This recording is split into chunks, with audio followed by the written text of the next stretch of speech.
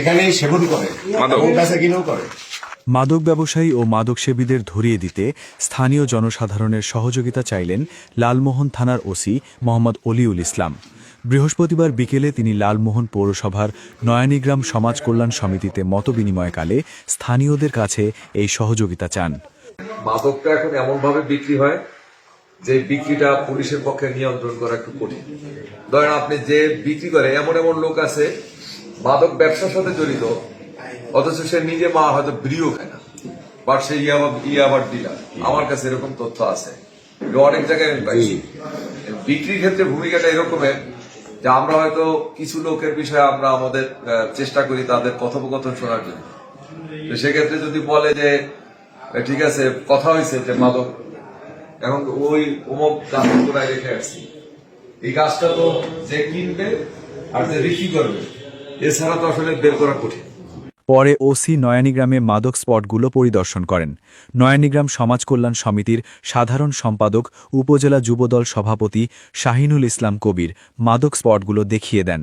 এ সময় নয়ানীগ্রাম সমাজ কল্যাণ সমিতির কোষাধ্যক্ষ ইব্রাহিম খলিল হাওলাদার, শ্রমিক নেতা আবুল কালাম সর্দার প্রমুখ উপস্থিত ছিলেন। যতক্ষণ না পর্যন্ত লোকাল লোকজন আমাকে স্পট তথ্য দিয়ে, যেমন একটা তথ্য পাইছি আমরা এখন অভিযান করতেছি, অভিযানগুলো করতেছি এই জন্য যে যাতে অন্তত তারা ভীত হোক। কিন্তু তারপরেও তো আপনি যতক্ষণ তাকে আইনের আওতায় না মাদক উদ্ধার সহ তাকে আমি কোর্টে সোপর্দ করতে পারি, জেলখানায় প্রেরণ করতে না পারবো, ততক্ষণ পর্যন্ত মাদক ব্যবসায়ীর ভিতরে ভয় ঢুকবে না।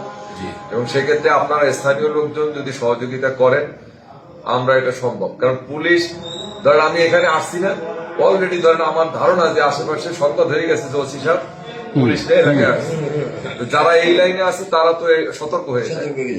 তো এই জন্য আমরা অভিযানও করব, কিন্তু আপনারা নিজেরা যদি একটু সহযোগিতা করেন সেক্ষেত্রে মনে হয় মাদক এবং বিশেষ করে যারা চুরির কাজে, বিশেষ করে রাত বিরাতে আমাদের পুলিশের বলা আছে 12টা 1টার পরে যদি কোনো লোক পাওয়া যায় তাহলে আমরা তাদেরকে চ্যালেঞ্জ করে থানায় নিয়ে যাব জিজ্ঞাসাবাদের জন্য, এরপরে আমরা যাচাই বাছাই করব। আমাদের এই গ্রাম সমাজে শিক্ষার হার কম, কিন্তু মানুষ সচেতন। তাদের এই সচেতনতাকে কাজে লাগে আমরা এই সমাজটাকে সুন্দরভাবে করতে চাই, ইনশাআল্লাহ শিক্ষার হার বৃদ্ধি করতে চাই, সবাইকে কর্মদক্ষ করতে চাই, সবাই কাজের মধ্যে থাকুক, ভালো কাজে থাকুক, এটাই আমরা আমাদের মূল টার্গেট।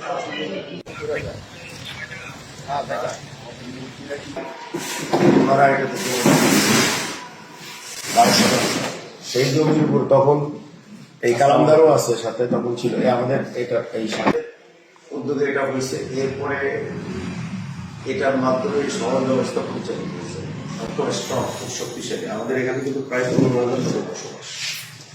আবার এই 5 তারিখের পরে উদ্যোগীরা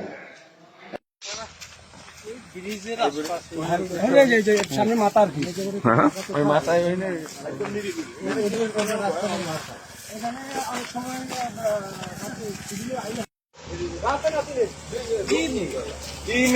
রাতে এটা মানে মোটামুটি একটা তাদের অভয়ারণ্য, দেখেন না, একদম নিরিবিলি, ঘর বাড়িও নাই, খুব একটা দুই দিকটা অসাধারণ, দোনো দিক দিয়ে আসতে পারবে।